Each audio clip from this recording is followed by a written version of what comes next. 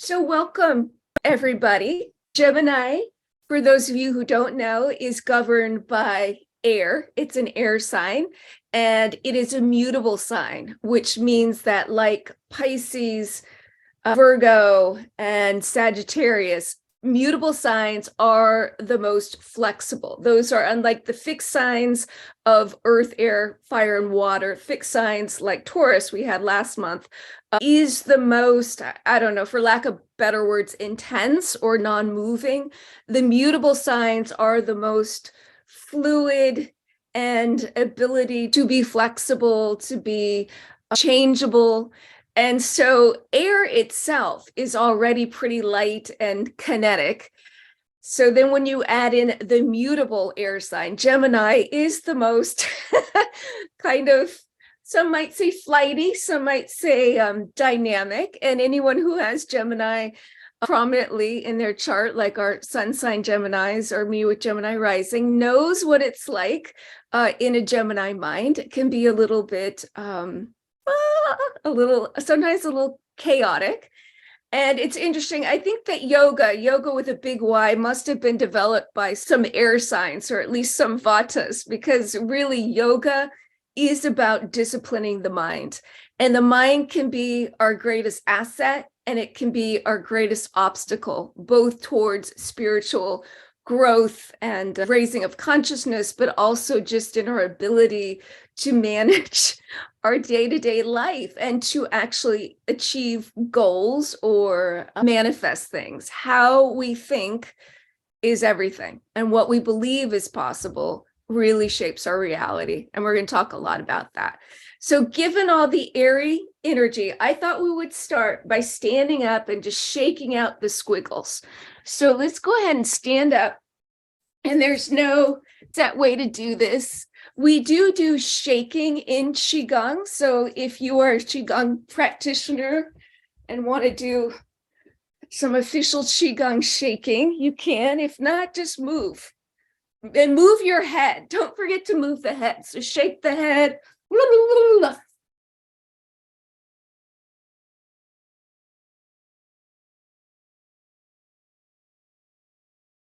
If you need to run in place, give it a few more seconds. All right, we got some Geminis moving, which is great. Let's all take a big breath in, a big Gemini air breath in, big inhale. And exhale. Let's bring the hands together. Bring them to the heart. And let's go ahead and come down to hands and knees. Just briefly, we're going to ground that energy in the head. So we're going to do that from hands and knees. We're just going to place our head on the ground as if we were about to do a headstand, which we're not going to do. But you come into kind of a tripod position, and I want you to just massage the head. Just roll all around, front, sides. And then come up right onto the flat part of your head, onto that fontanelle. Take your arms behind you, interlacing the hands. You can start with the hands on the low back, and then take an inhale and lift the arms up in the air on the exhale. Now, if that's hard on your shoulders, you can always not interlace the fingers, just have the arms straight.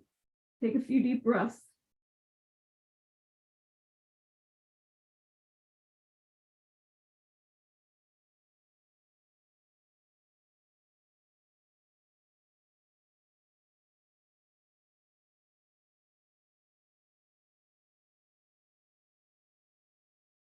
And slowly release your hands. Bring the hands down to the shoulders.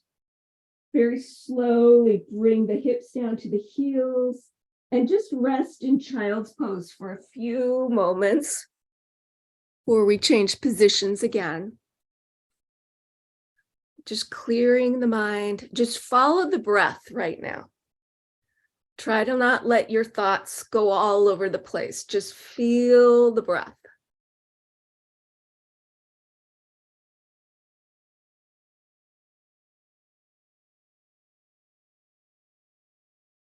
very slowly with your hands under your shoulders, start to round the spine up, but keep the head heavy as long as you can. Eventually, it will lift. And then we're going to just shift off of our heels, swing the feet around, and then come down onto our backs. Okay.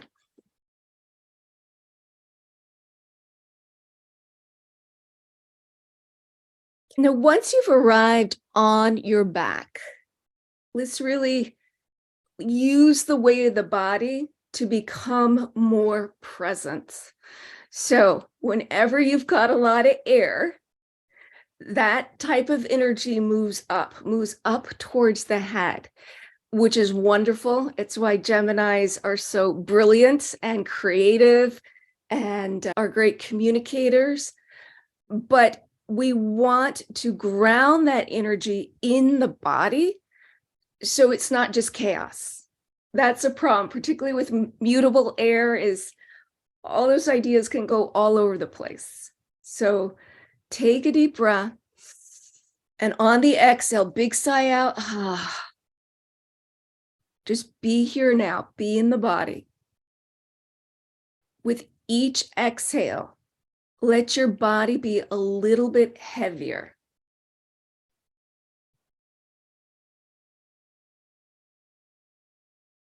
Almost like you are descending downward with each exhale.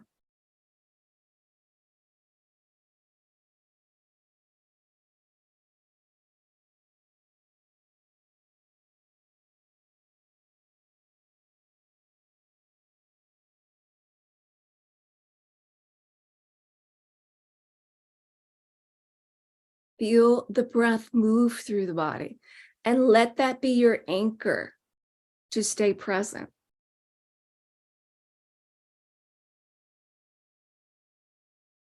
This is one of the greatest gifts of yoga, is really learning to work with the breath, because it's one way to, they often say control, for lack of better words, that sounds so negative, but the breath really can affect the mind.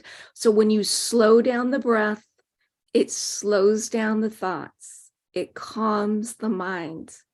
And if you can get the breath low in the body, that's even better. So bring your hand maybe to your belly for the next, let's say next 5 breaths. And really feel the breath down low in your belly. So when you inhale, the hands lift and expand. And on the exhale, they retract.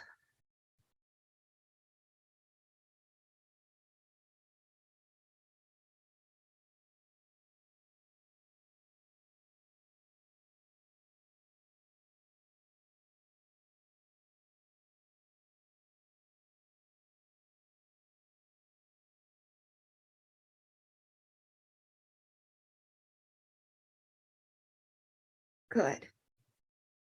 Now let's go ahead and bring the knees into the chest and just rock on the low back.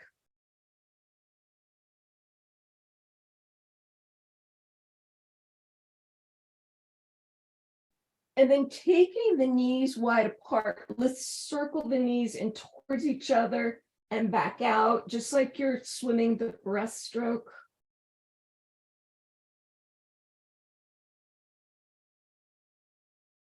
So we're actually lubricating the hip joint. And then reverse direction of your circle.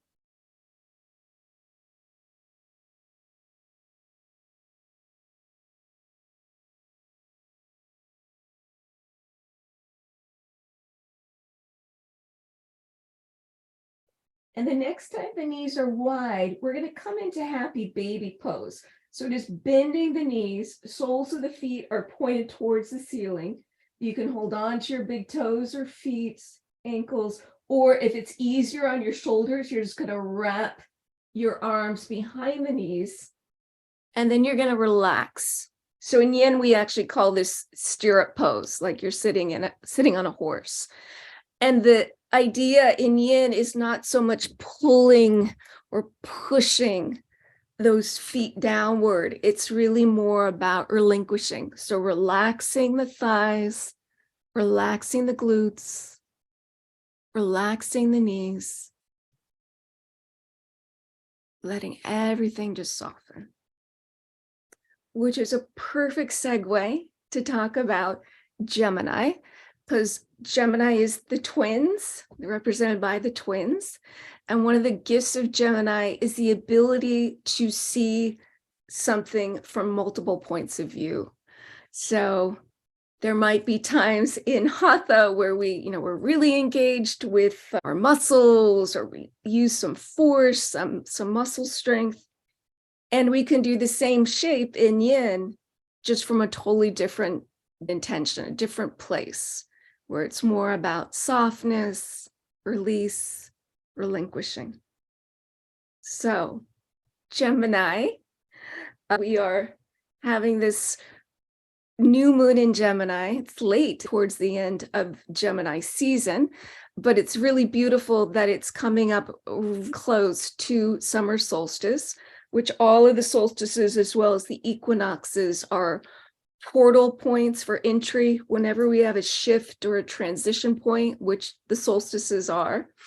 It's like a vortex of energy. So things are a little bit more heightened, a little bit more sensitive. The veil is a little thinner.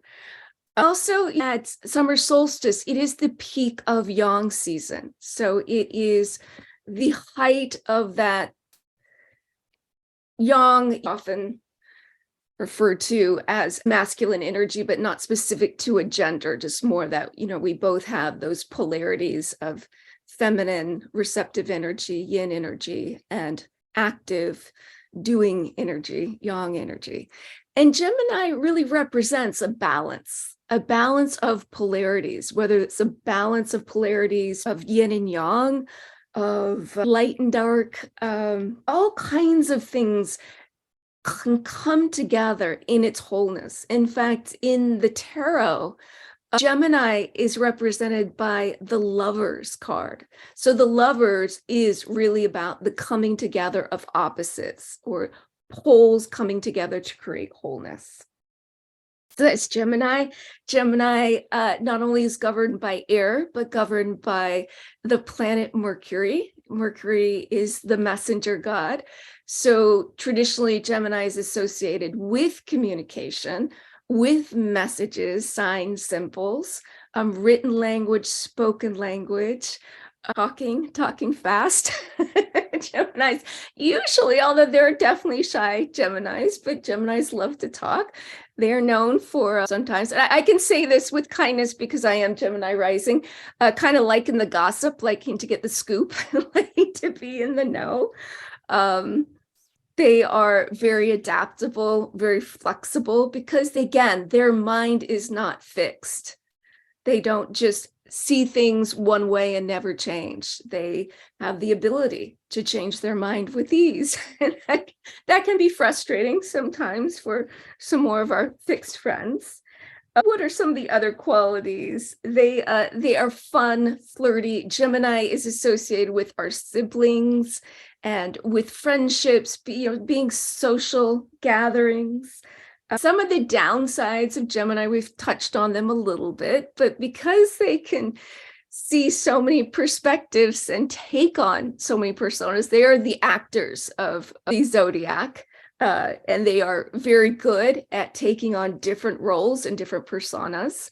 Because of that, and because of their ability to see multiple viewpoints, sometimes they can get a little loose or a little gray with the truth. So that's something to watch, both in Gemini and Pisces, which we will also talk about. They are very quick learners. They move fairly quickly. Mercury goes around the sun quite quickly, so it's a speedy energy.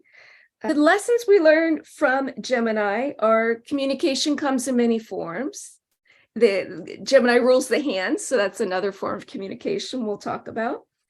There's always two sides to every story. Important Gemini lesson. Change your perspective and you can change not only your life, you can change the world. And what you speak, you manifest. All right. So from here, let's go ahead and bring the soles of the feet together. And if you can grab hold of the feet, you can rub them back and forth. We're going to ground some of this airy energy with some earth poses, but I thought we would just warm up the feet.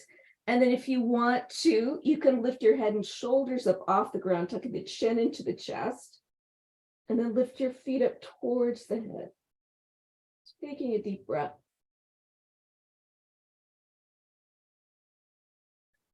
And then, in the spirit of Gemini, that likes fun and pranks and things, we're going to rock up. Gemini is childlike, very youthful. Geminis tend to, the same about Libra too, they say. Geminis tend to look older when they're young and younger when they're old.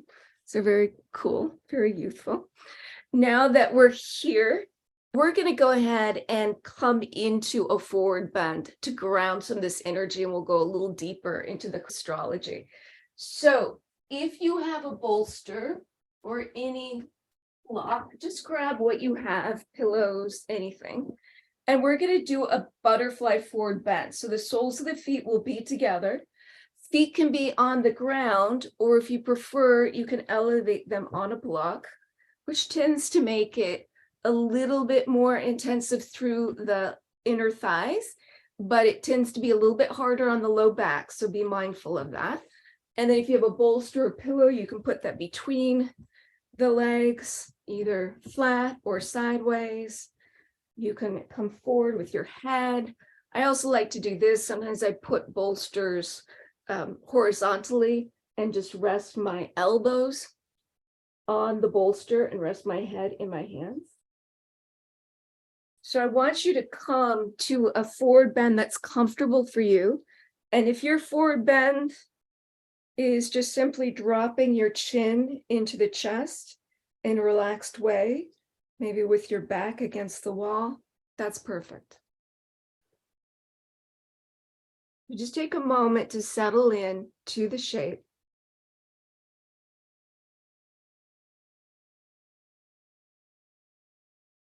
So whenever we have a new moon, it's when the sun and the moon are in the same place in the constellations in the sky. So the sun and moon, both in Gemini, will occur on June 14th. And this is one of the most exciting new moons in Gemini we've had for many years, because of the fact that at the end of May, the planet Uranus went into the sign of Gemini. So that makes it extra kind of jolty and exciting anytime any of the personal planets conjuncts that Uranus in Gemini. So extra sparkly, extra big, extra, just a lot of extra energy. So the new moons are always a time, traditionally, to plant seeds, set intentions.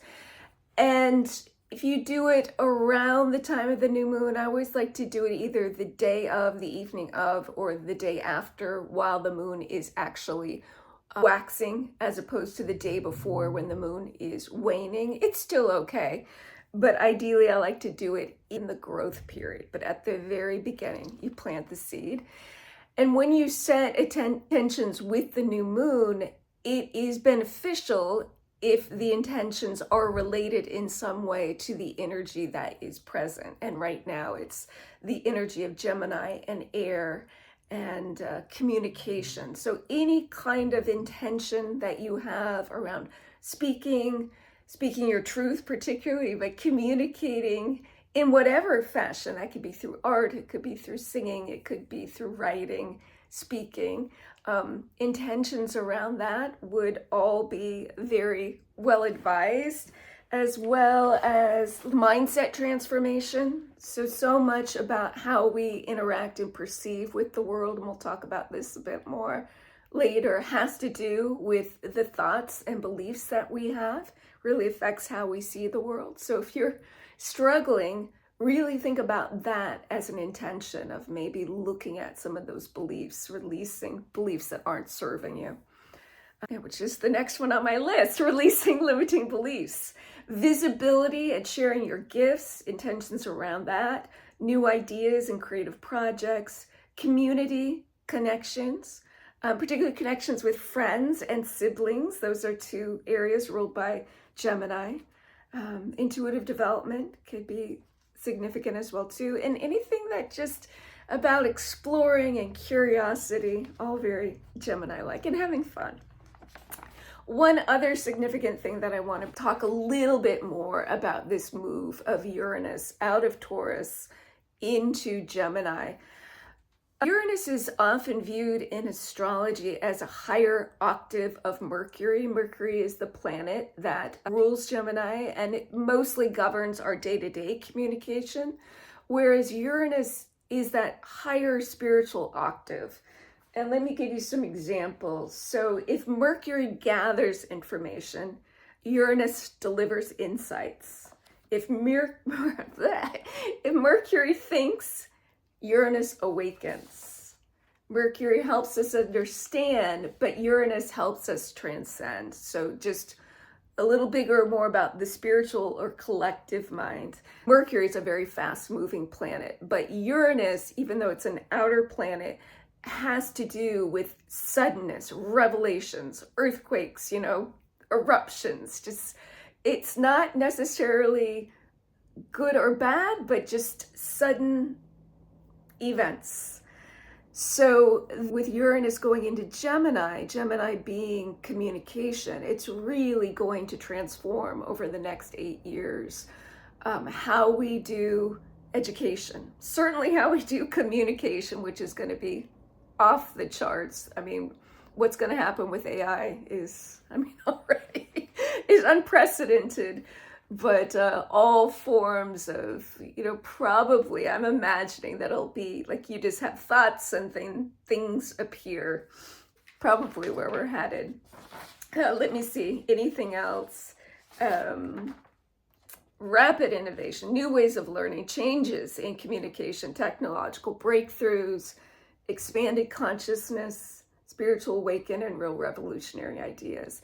And then on the personal level, Uranus in Gemini is really a great opportunity to liberate our minds and really, it's going to be very important to own, literally to be in control of our thoughts, because so much technology is really vying for attention, but to question old beliefs, outdated stories, and really be Gemini-like, be open, curious, adaptable, and awake. And that will inoculate you a little bit from maybe some of the suddenness of the changes that are going to occur. Okay. Let's take another deep breath. And then as we start to sit up, I want you to push down into your sit bones. And again, straighten up the spine. Good. We can take our hands back behind us and bend the knees. So we'll windshield wiper a little bit. And just take your time.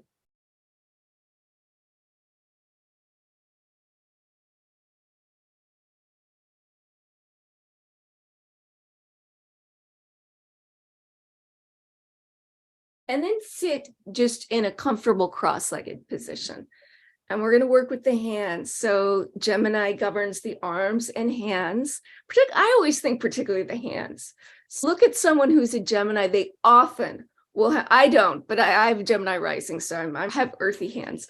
But a lot of Geminis will have very beautiful long fingers, elegant hands. They're very good with their hands, whether that's like just the ability to shuffle cards or doing anything, typing. I have a friend who's just this incredible fast typer, piano, all that.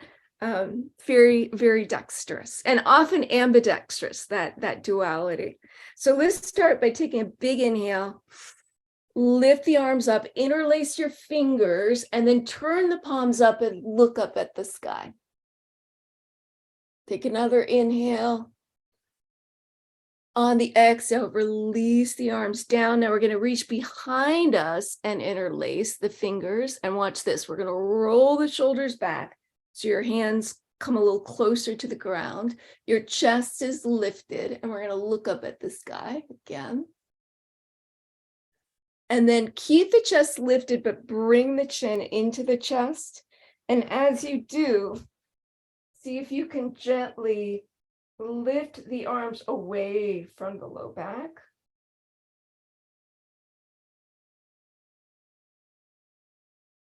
Good. And then release, shake that out. Let's do a couple of side bends. So just bring the right hand down to the floor, reach up with the left. So reach up straight, and then start to slide that right hand over as you bend. Yeah. Keeping that left hip on the ground. And first, let's look down at the floor, down at your right hand. And then turn to look up at the ceiling, right underneath your left arm. Okay, then we're going to push off and go right to the other side. Bring the left hand down, right arm up. Inhale. On the exhale, slide over a little bit as you bend the arm. Really lift up here, reach. And as you're reaching up and over, draw that right hip bone down. And then let's look down at the floor, down by the left hand. And then look up at the ceiling. Good. And again, push off. Okay, now we're going to bring the hands together, which is a mudra. We are going to do some mudras tonight in honor of the hands. This, of course, is Anjali mudra, prayer mudra, the most famous probably. So what I want you to do is, this is a little more yang right now, because I want you to engage the arm muscles. I want you to push actively against the hands. This, of course, is a symbol of yoga, the two becoming one. Very Gemini, two hands becoming one. So push so you feel your upper arms and shoulders.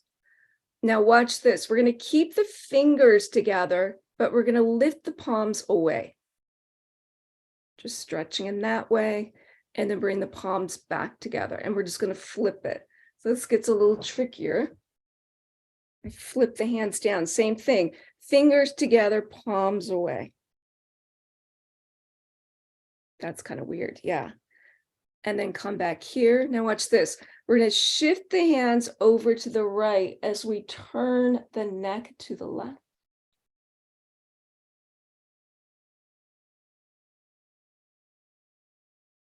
And then come back to center. Inhale. On the exhale, hands left, head right.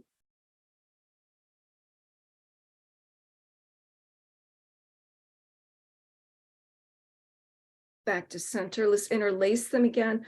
Push the palms away as you round the spine. Sink into the hips. Bring the chin into the chest.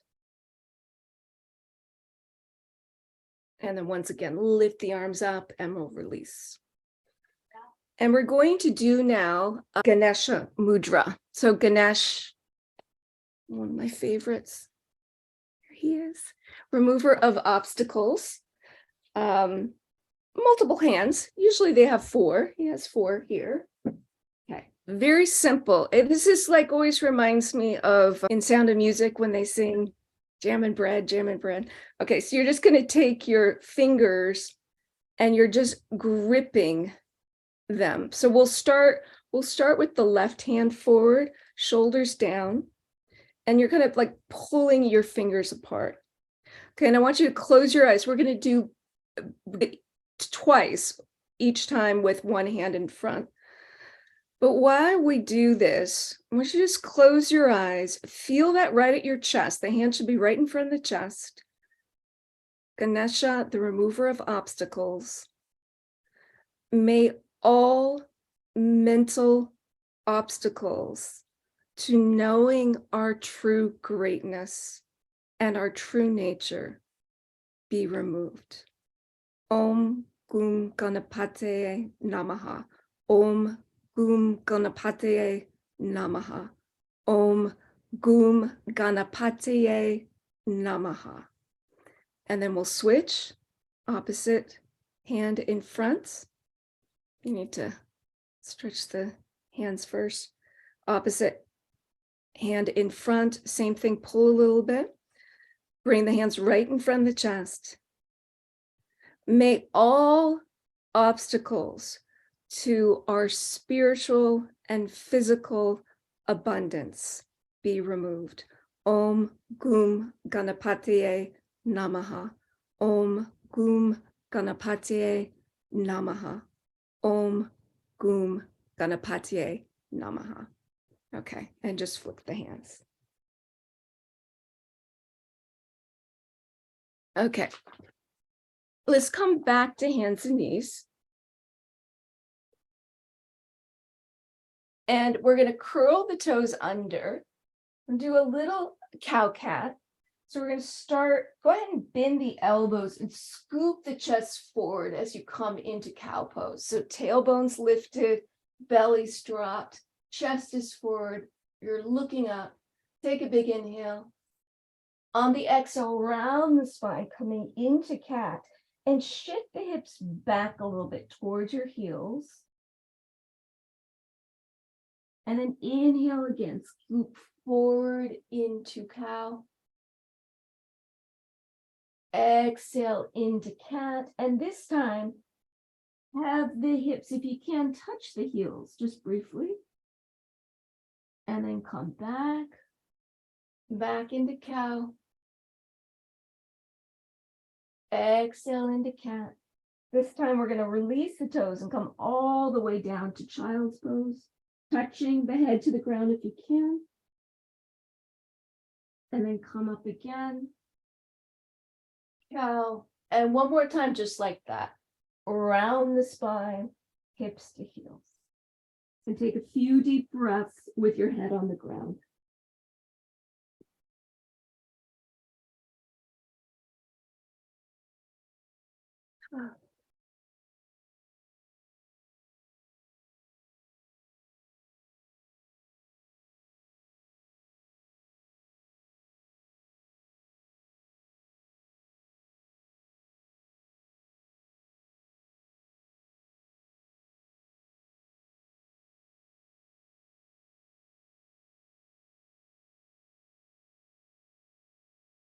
Okay. Now come back into tabletop. Again, we're going to curl the toes under and do your best. Look back at your toes and do your best to get them all turned under, including the pinky toe, which is often hard. Do your best, okay? And then what we're going to do is just from tabletop, just push the hips back towards the heels, starting to get a little bit of a toe stretch on top of the foot stretch. And if your feet are sensitive or you feel a lot of intensity around the toe joints, just doing this, just stay right here. If you want to go a little bit more intense, you can sit up. So you're sitting on your heels, your hands are in prayer, or you could do Ganesha Mudra, either one. So the trick is in toe stretch, even though we're yin-y, we still want to keep those ankles straight. So don't let them splay. That's actually not so helpful. So do your best. Close your eyes. Think positive thoughts. We won't be here that long. That's a positive one. This too shall pass.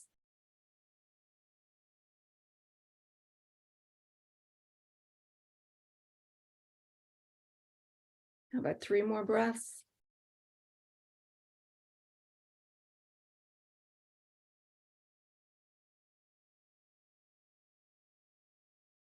Okay. Then hands down on the ground and just paddle out the feet. And we'll do something to stretch those feet a little bit.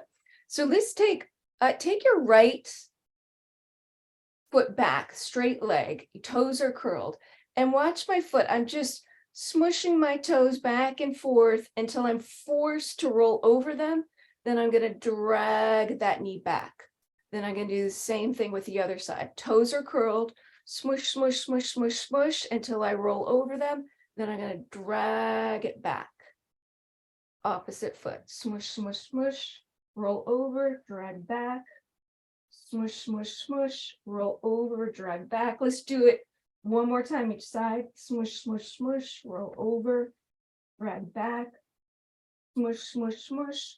Roll over, drag back. Okay. Now to really ground the energy, we're going to come to a squat. So if you are comfortable in squat, this is the one that we typically do if your knees are okay. In yin, our toes angle out. You want your knees to go in the direction of your toes. You bring your elbows to the inside of the knees and lift the chest up and let the tailbone sink. Now, if this puts too much pressure on your knees, a couple of things. You could always do this on a block, just keeping this nice and wide like that. You can also parallel the feet. So sometimes this is much easier on the knees, although harder on the thighs, or you can do it at a wall like this. And then the weight and pressures off the knees. Okay, so wherever you are, go ahead and let's take 8 breaths.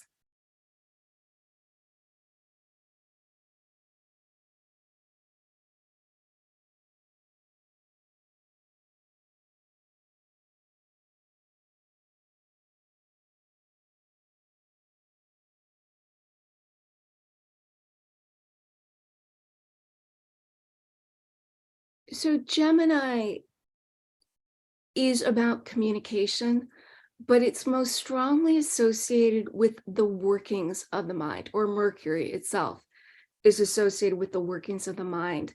So if you look at what sign someone has the planet Mercury in, that can give you an indication of how they tend to think. Do they fast and speedy? Do they have Mercury in Gemini? Are they slower? Mercury in Taurus might be much more methodical, really take time coming to a decision. It's also about decision making. Is it in a water sign? Do they use a lot of emotions? Do they use feeling to make decisions? So during Gemini season, it's a great opportunity to work with the mind, and particularly to work with our mindset, which is really the beliefs and expectations we have that influences how we see and interact with the world. Okay, that's 8. I won't let you do that too much longer. Let's go ahead, and you may need to windshield wiper a little bit. So if you're on a block, just come off. And you might even want to jiggle the flesh from the bone if that was a little intense. Maybe circle the ankles. And then let's come into child's pose, and we'll come into a supported child's pose if you have a bolster or pillow. And what you may want to do if you have a block, you can even elevate the bolster, take the knees wide, big toes together, and just rest. Now, if that is not comfortable for you, do any version of child's pose that is, or another option if child's pose bothers your knees, is to come on your back with a pillow or bolster, ideally on its side, and then just wrap your ankles and wrists. Teddy bear pose. Okay.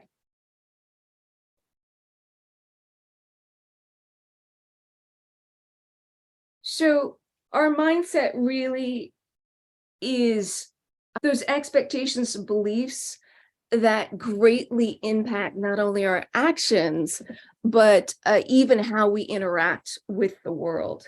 So if you start to notice, if you become aware that your thinking is shaping, and first you have to have that awareness that your thoughts actually do affect your experience of the world. And if you're not happy with what you're seeing, working with your mindset, changing your beliefs and expectations can greatly impact your views of success, of your ability to feel worthy of love or abundance or health, all those things.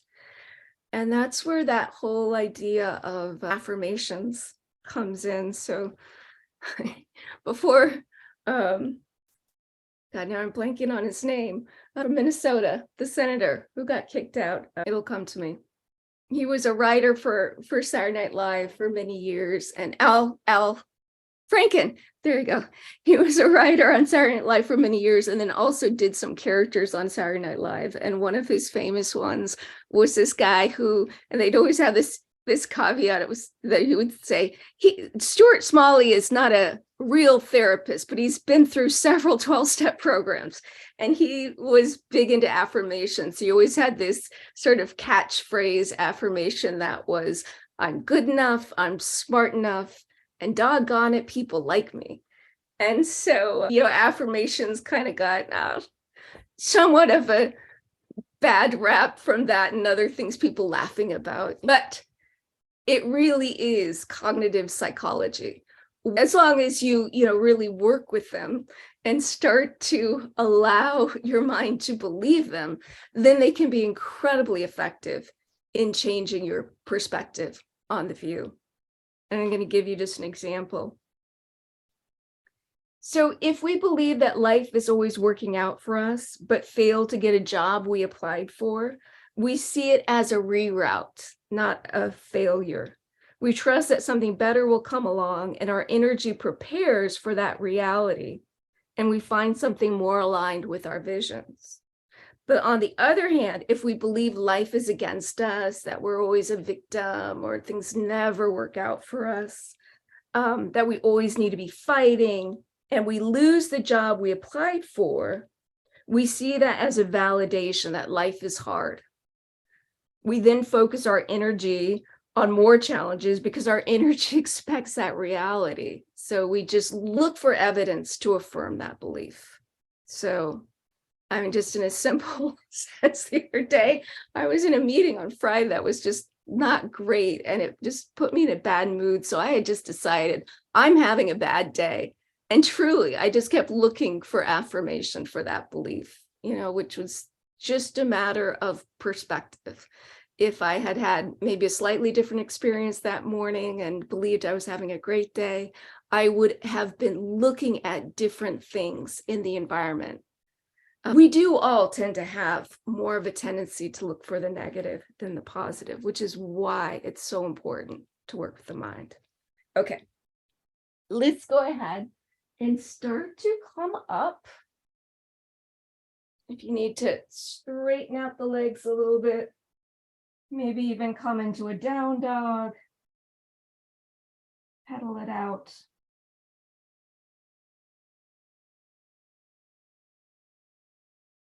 And then let's come back to hands and knees. And if you have blocks, I would suggest getting blocks, because we're going to do a lunge. Okay. So in Yin, we call lunges dragons. And from hands and knees, or if you're using blocks, you can have your hands on the blocks. We're going to bring the left foot forward between the hands or between the blocks. And you start here with the knee right over the ankle, but then we're going to get very yin-y. So we're going to move this foot forward a little bit. And as we do, we're going to sink our hips down. Okay. So as you sink the hips down, you start to release, you start to get really yin-y. It can sometimes put pressure here on the low back. So if you feel any discomfort here, don't go down as deeply. Okay. If you're comfortable here, then you're going to do anything you can to relax, because we're going to work with the mind. So for Yin, this is actually one of the more active poses. So how can we make this yin-y? We have to use our mind. So you might maybe come down onto your elbows. You might just close your eyes. Sometimes we do the shelf. Anything you can do with the body to cue the mind to relax. Imagine right now, for some strange reason, you have to fall asleep in this position. Get that relaxed. Believe it's possible. And anyone who's ever had insomnia, which I think probably is everyone at some point in their life, knows the power of the mind to either help that situation or make it worse. We are chilling and relaxing in a lunge.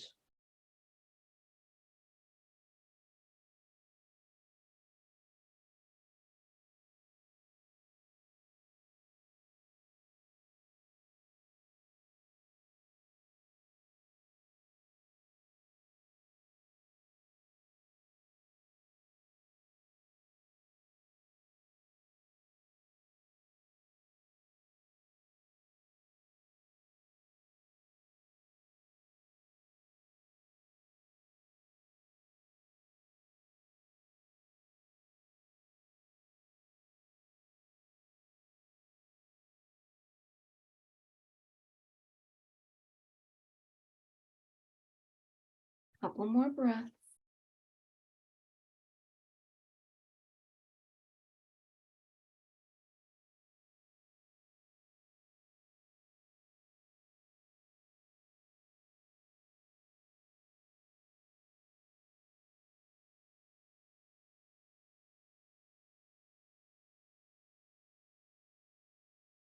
Okay, now from here, what we're going to do is we're going to curl those right toes, those back toes, and just straighten this front leg. Okay, you can stay up high, or if it's comfortable for you, you can come back on your heel. We're just going to point and flex the toe. So point the toes, flexing the toes, point, flex, point, flex, and then maybe make a few rotations.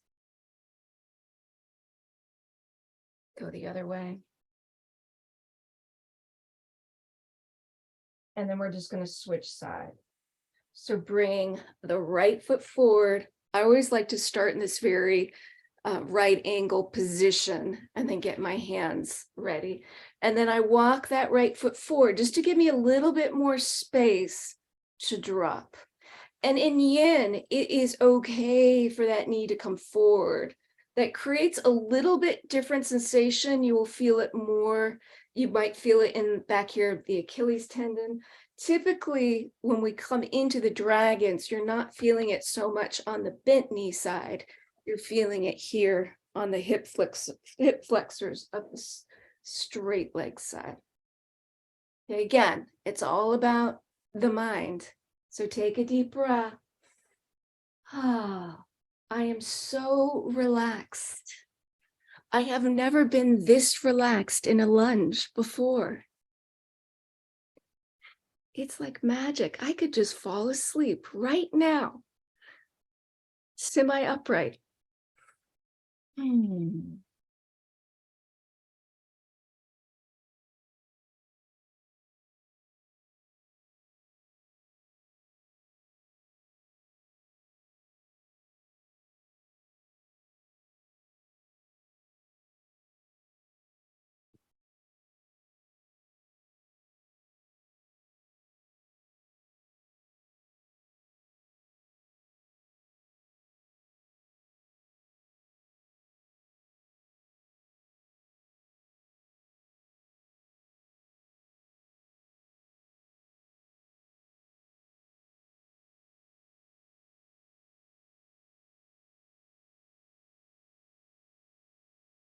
Couple more long breaths.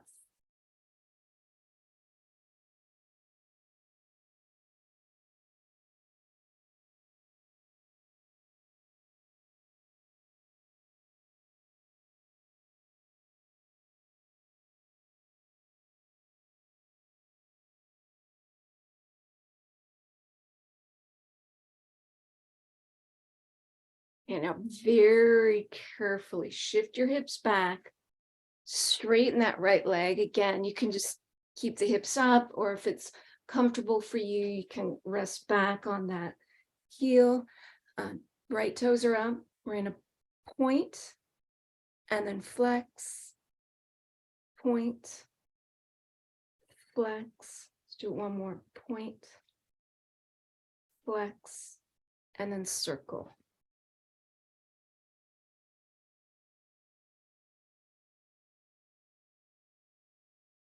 Okay. Now we're going to take just a brief break to do a little inquiry. So you can do this lying down on your back. We're not going to do a long writing session, but if you do have your journal with you, just keep it there in case something comes up. What you can do is just make some quick notes and then go back to it after class and write. I'm just going to drop these questions, and it'd be nice over the next 24 hours to go back and really listen to the questions and write more thoroughly. So go ahead and get comfortable. If you want to bring a bolster underneath your knees, you can be upright, you can be lying down, and play a little bit with mindset.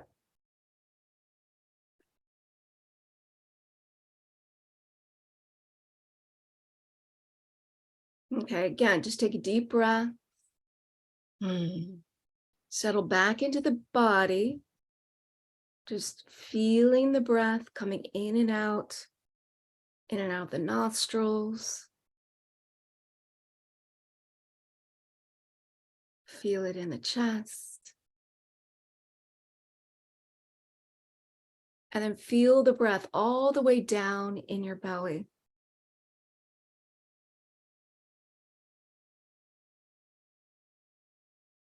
Okay. So for now, just kind of let these questions drop in and just notice what comes up. You don't have to overanalyze, just let your mind be open and spacious. So where in your life are you feeling stuck or stagnant? Is there any area in your life where you're feeling a little stuck or stagnant?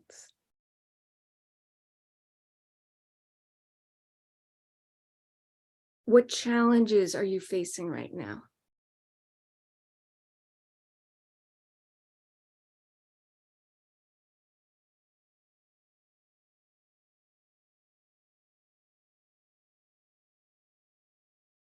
What in your life might be in need of change or shift?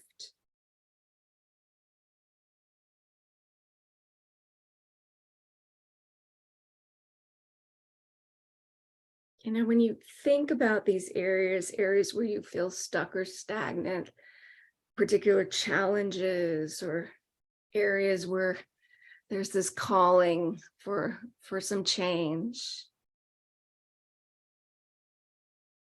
what is your thinking around these? What are your expectations? What are your expectations in these areas where you feel stuck or stagnant or where there's a challenge? What do you think might happen? Is that different from what you want to happen?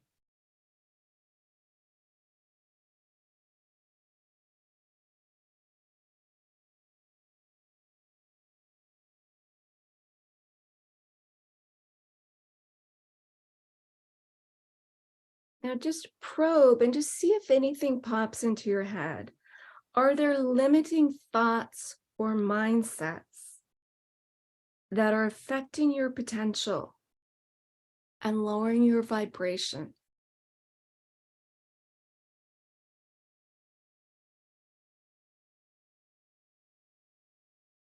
What are the assumptions underlying these thoughts or mindsets?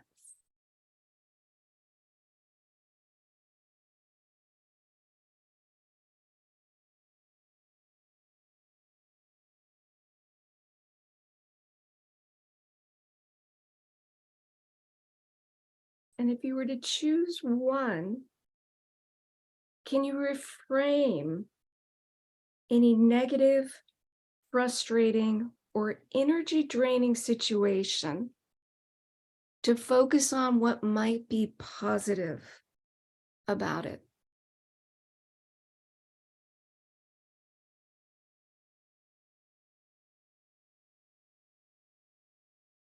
Can you find any opportunities or learnings in something that seemed like a mistake? Or is there any serendipity in something that initially was perceived as a disappointment? Or a redirection in something that felt like a rejection?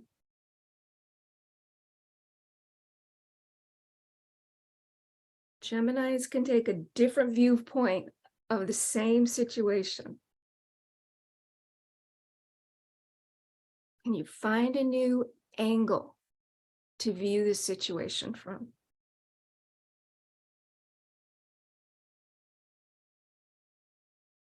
Okay, take a deep breath. Exhale.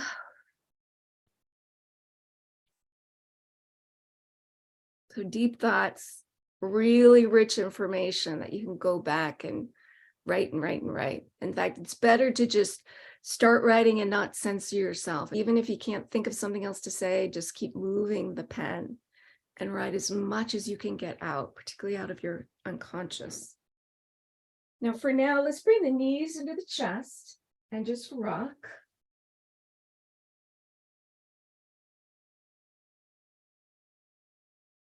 And then once again, we're going to rock on the spine and pop up.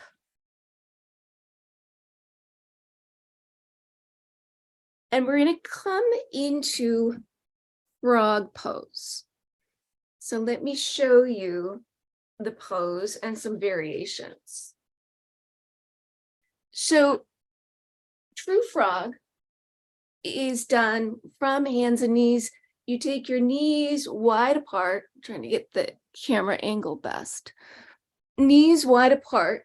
Your lower leg is more or less in a 90-degree angle with your thigh. If you have a bolster, place it under the belly like this and rest down.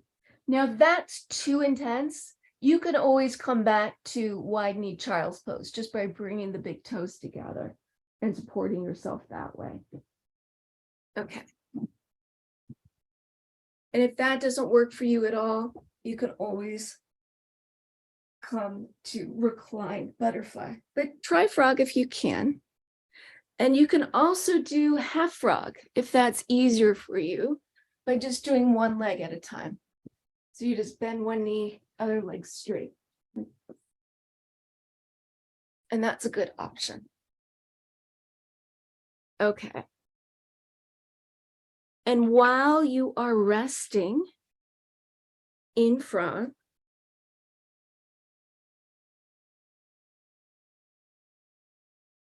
I'm going to move on with some positive thoughts.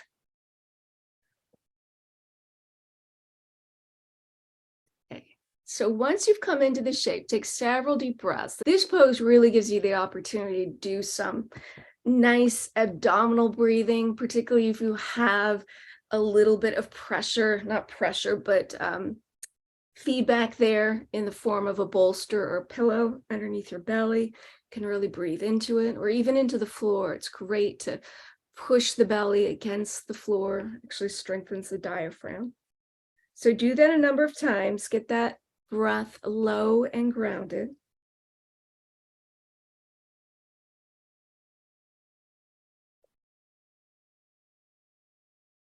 And think for a moment, right now, what are you most desiring to create, attract, achieve, manifest right now? What's number one? Or what's something you'd like to work with for purposes of this 30 days? You don't have to be limited by this 30 days. It could be a much longer term project, but if you're focusing on this lunar cycle, you might take a longer project or manifestation and think about what aspect of that you would like to create, attract, manifest within these 28 days.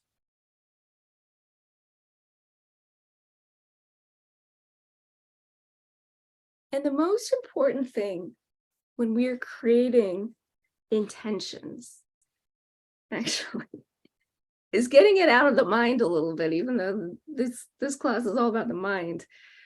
So ask yourself this: how do you want to feel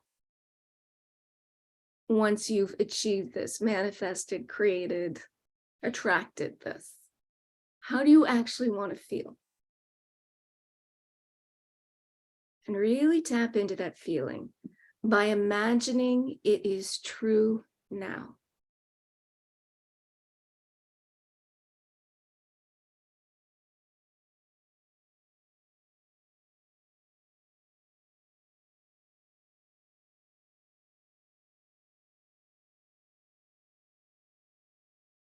Confidence, exuberant, happy. That's how I want to feel.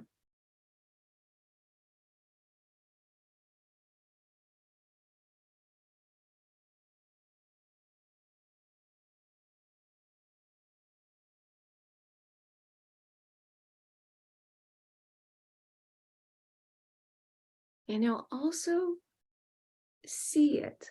So we're going to go back to the mind, because the mind is the place where we create those visions. So visualize this as true. Can you see yourself? Can you see yourself having attracted, manifested, created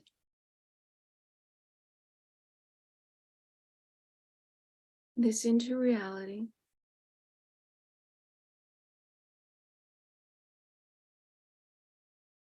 See yourself walking through life with this being true, feeling the way that you hope to feel as a result.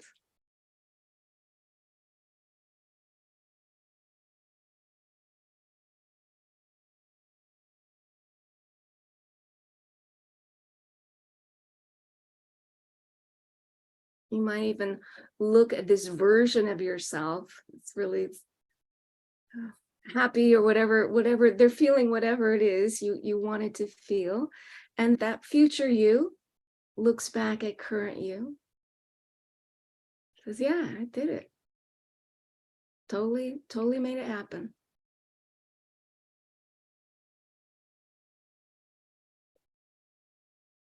Okay, take a deep breath in. Exhale, let go. Now, if you are doing one leg at a time, half frog, I want you to switch and do the other side. If you start on the right side, then bending the left knee, straightening the right. If you're doing both legs at the same time, you just stay. Okay. Now, to get at some potential, whether it's conscious or unconscious, negative thoughts that might impact the ability to make this happen, ask yourself, why do you think it's not in your life now? You know, why has this not been created or attracted or manifested? And see if there's any information there about a mindset or way that you perceive the situation, the world itself, that creates some limitation, or in any other way sort of lowers your creative vibration.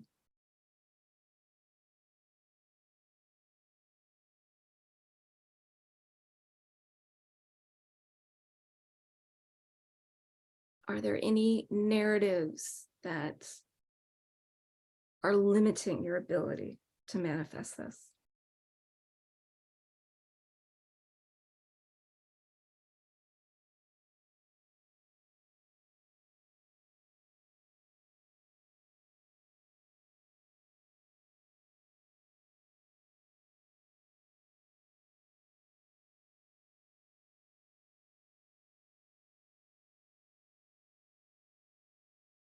Okay, so you need to, and this might take some deeper exploration, more than we have time for, which is great that you have the recording and you can go back and really journal with these questions.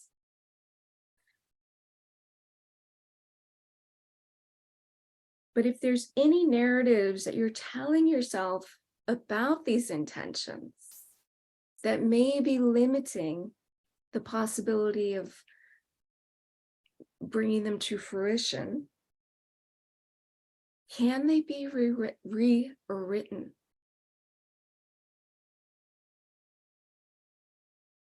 So it's like, I'd like to meet the love of my life in the next 30 days. Well, that's impossible.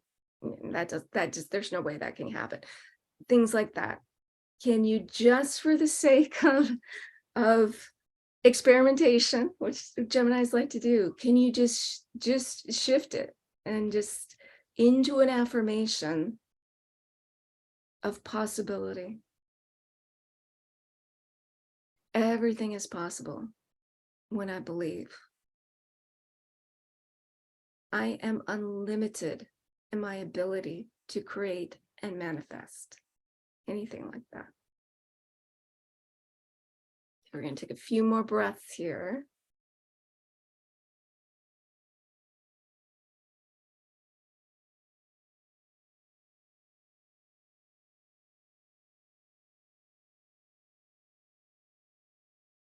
Okay. To come out of frog, the best thing to do is to bring the big toes together. So if your feet are apart, bring the toes closer, then use your hands. Push yourself up. And then just take a moment and just see if there's any way you need to shift or move. Again, a down dog or anything that might make you feel better. Take your time. And then when you feel complete, meet me back in a seated position where you can see the screen. Where's my mudra?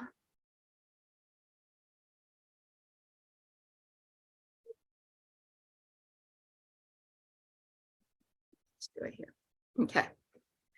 So we're going to do one more mudra. This is called a Kubera mudra. Kuber, I think, is the god of wealth, but it's a mudra that's actually used for manifestation, and specifically manifestation around abundance, but not limited to money or abundance in that sort of limited sense. Abundance in terms of spiritual abundance and really abundance of an abundant mindset. Okay, so it helps to shift our thinking to create a more abundant mindset. It's very easy. You take the thumb and first two fingers together, the ring and pinky curl in, and typically you would rest the backs of your hands on your thighs like this with these fingers pointing up. So it's like always makes me think like I'm snapping something into manifestation. Okay, so just take a moment. We'll just sit here just for we'll take a few deep breaths.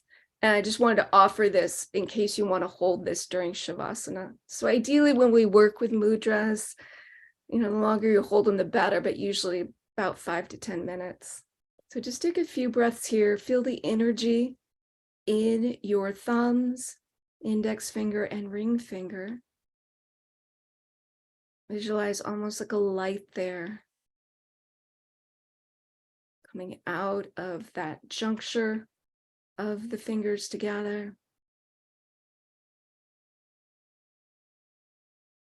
And whatever you come up with, a positive affirmation of your intention. So whatever it is you want to create, manifest, attract, feel, speak it to yourself in the first person, present tense.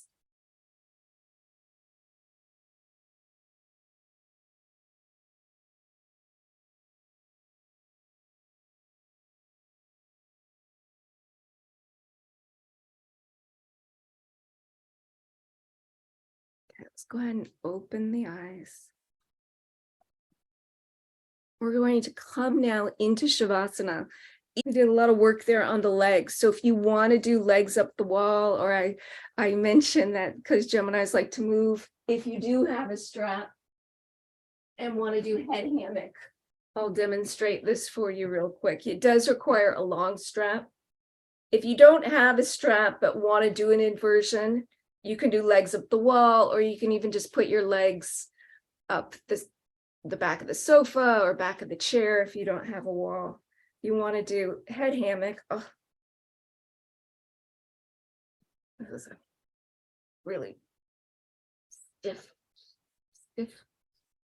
yoga strap. Okay, here we go. So if you're going to do head hammock, you make a very long loop like this.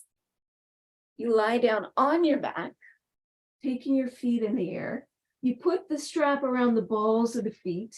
You lift up your head and you put the other end of the strap behind your head, like where you put a headband, and then you tighten the strap so that your head is supported off the ground.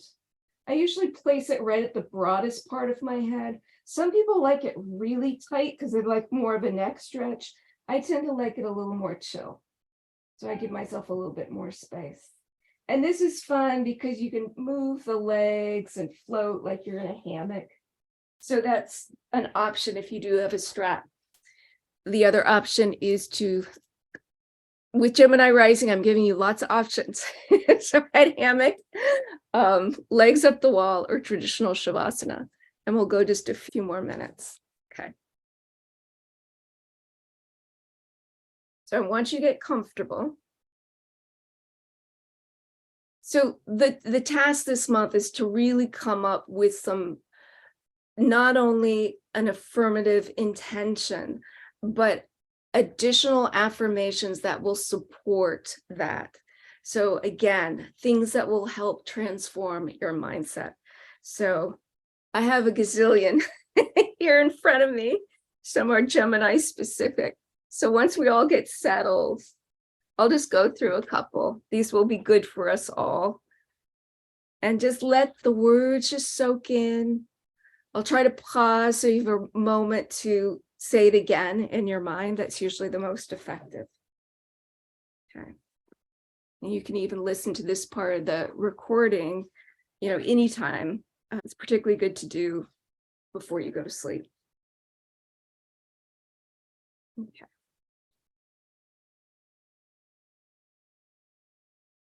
Deep breath in. Exhale out.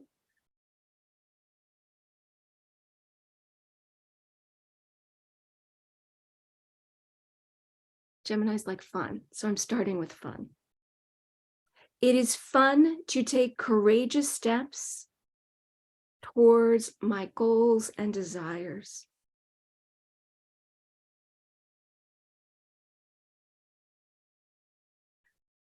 I am aware and open to spirit communicating and guiding me through signs and symbols. They're supposed to be signals, but symbols works too. Signs, symbols, and signals. I am open and aware of spirit communicating and guiding me through signs and signals. I invite new ways of thinking into my life.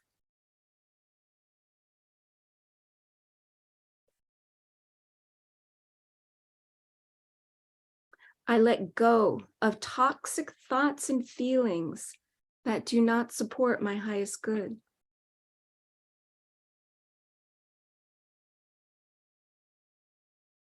I embrace changes with curiosity and trust.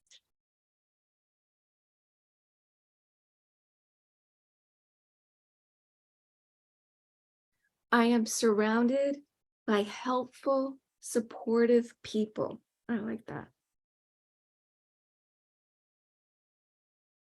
Another one really good for Geminis.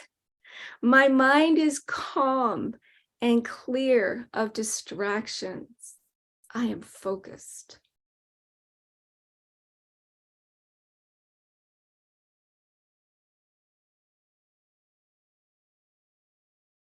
I know I can master anything I set my mind and heart to.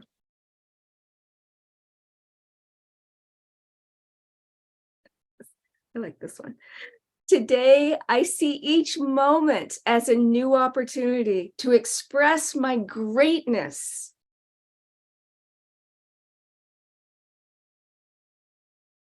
Each decision I make creates new opportunities.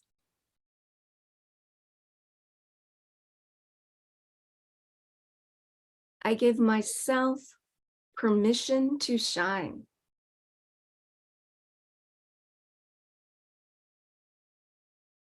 I give myself permission to be greater than my fears.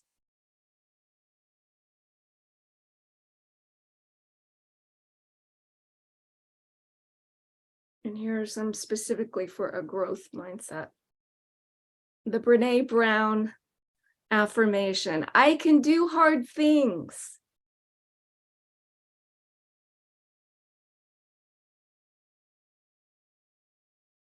Mistakes help me learn and grow.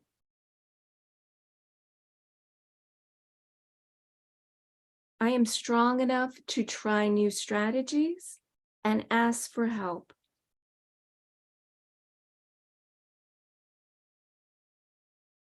There are no limits to what I can do.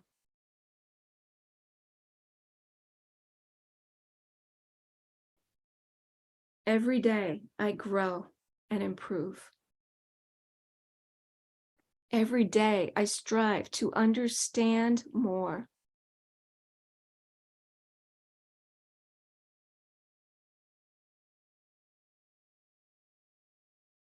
I make good choices. I take responsibility for my happiness and success. I am making the world a better place.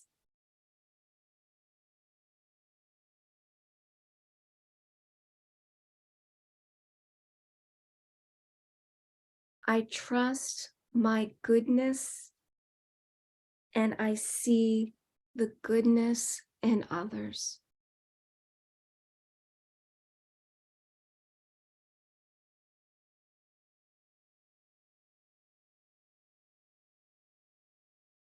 I am surrounded by love and support.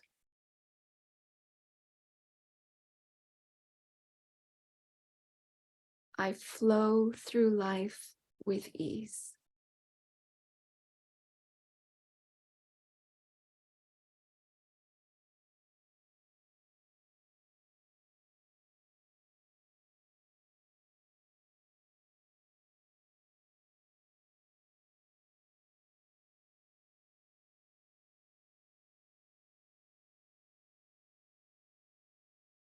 Now, if you do have legs up the wall or in a head hammock and want a few moments just to lie flat, to make that transition, if you're comfortable, stay right where you are. Just take a few more moments in silence.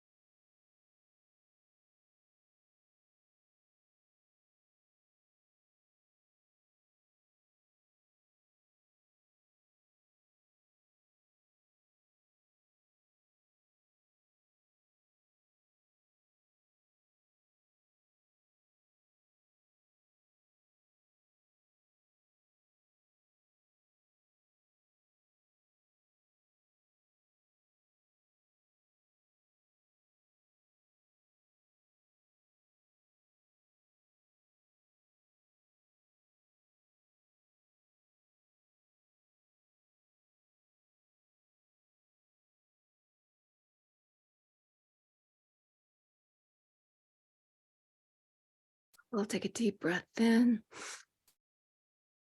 Big exhale out. Whew.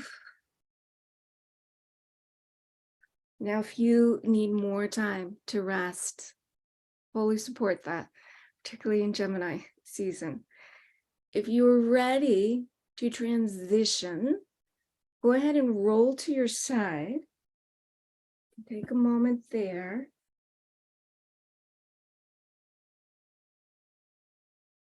And then whenever you're ready, you can meet me back up in a seated position.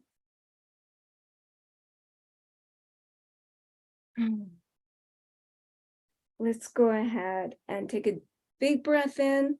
One more time, sweeping the arms up above the head. Bring the hands together and lowering them back to the heart.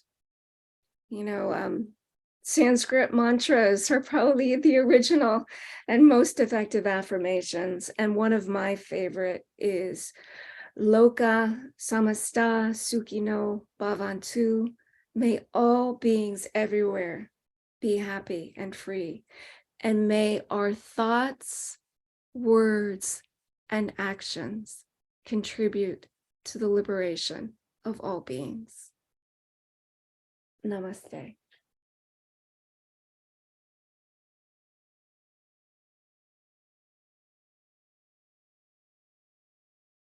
All right, my Gemini friends and lovers of Geminis, I hope you are having a wonderful summer. So take care, best wishes, sweet dreams.